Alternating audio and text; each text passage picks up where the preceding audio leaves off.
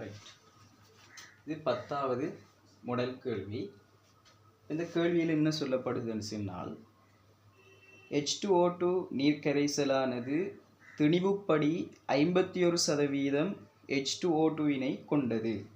அதாவது ஒரு நீர் கரைசல் உண்டு, அதாவது H2O2 கரைசல், H2O2 நீர் கரைசல்.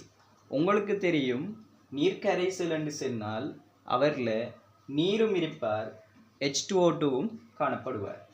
H2O2 51% திணிவுப்படி காணப்படுமாயின் நீரானது 49% திணிவுப்படி காணப்படும்.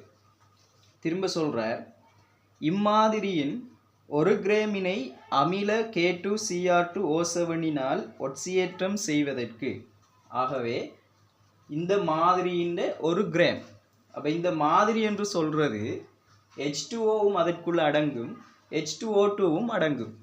இந்த மாதிரியின் 1 கிராம் என்றால் அப்போ அந்த 1 கிராமில் இருக்கக்கூடிய H2O2வினது திணிவை என்னால் கண்டுகொள்ள முடியும். ஏன் 51% என்றால் 100க்கு 51%, ஆகவே 1 கிராமிற்கு 0.51 கிராம் H2O2 காணப்பட போகின்றது. எனவே அதனை அடிப்படையாக கொண்டு மூல் H2O2வை என்னால் கண்டுகொள்ள முடியும். ஏன் 0.51 கிராம் திணிவு எனக்கு தெரியும் என்றால் H2O2வின் சார்மூலக்கூற்று திணிவு 34 கிராம் மூல் -1, ஆகவே H2O2வினது மூலை என்னால் கண்டுகொள்ள முடியும் 0.015 மூல். சரியோ? ரைட்.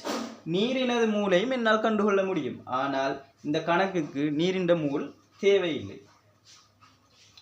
தொடர்ந்து சொல்றார், H2O2, இந்த H2O2 ஆனது ஒட்சியேற்றம் செய்வதற்கு K2Cr2O7னால் ஒட்சியேற்றம் செய்வதற்கு இந்த H2O2 ஆனது ஒட்சியேற்றத்துக்கும் உட்படுவார், தாழ்த்தலுக்கும் உட்படுவார். ஏன் H2O2வில் ஆக்சிஜனின் ஒட்சியேற்ற எண் -1 இருக்கின்றது. ஆக்சிஜன் ஆனது -2 ஒட்சியேற்ற எண் 0 என்ற 2 நிலைகளுக்கு போக முடியும். ஒட்சியேற்றம் நடைபெற்று இலத்திரனை இழந்தால் -1 ஒட்சியேற்றம் 0ஆக மாறும். ஏன் இலத்திரன் இழக்கப்படுகிறது, ஆகவே ஆக்சிஜன் எங்களுக்கு விளைபொருளாக கிடைக்கும். -1 இருந்து இன்னொரு இலத்திரனை பெற்று -2ஆக மாறுமாயின் தாழ்த்தல் நடைபெறும். தாழ்த்தல் நடைபெற்றால் -2 ஒட்சியேற்ற நிலையுடைய ஆக்சிஜனை கொண்ட H2O எங்களுக்கு விளைபொருளாக கிடைக்கும்.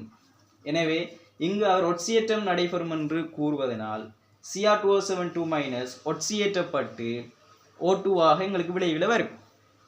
H2O2 ஆனது ஒட்சியேற்றப்பட்டு O2 விளைவில் வரும். Cr2O7 Cr3+ ஆக மாறும். எனவே இந்த சமன்பாடு ஒரு சமப்படுத்தப்பட்ட இரசாயன சமன்பாடு. இதனை அடிப்படையாக கொண்டு மூல் H2O2வுக்கும் மூல் Cr2O7 உரிய மூல் விகிதம் 3க்கு 1.